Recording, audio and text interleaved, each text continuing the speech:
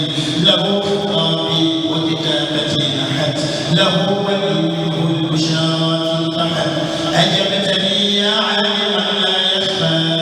عليك شيء وشكرت الأخفى هدية المؤمن العلي الكريم قادت لي الأمان بالتكريم فيه شفاء للناس فزت بأسماء الإله الحسنى وبصفاته العلى بأسماء يقول لله العلي الرحمن ما شاء الصفاء والأمان هو الذي له الوجود والقدم مع البقاء وهو عاد عن ندم شهدت أنه الإله وحده وكنت مؤمنا إليه الوحده فجاءني الذي له المخالفة بالاستقامة بلا مخالفة أكرمني الذي له القيام بما صفت به لي الأيام آتاني الذكر الرحيم الواحد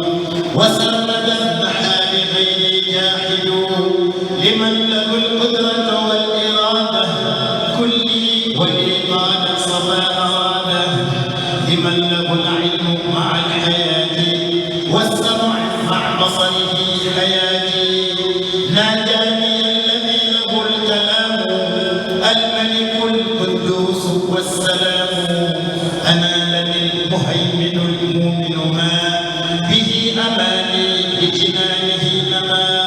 سعدت قطعا بالأسامي الحسنى وبالصفات للقديم أسنى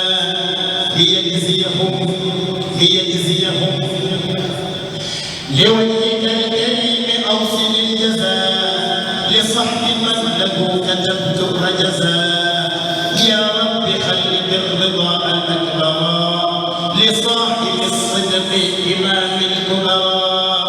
جد وزير مصطفاك عمرا بأكبر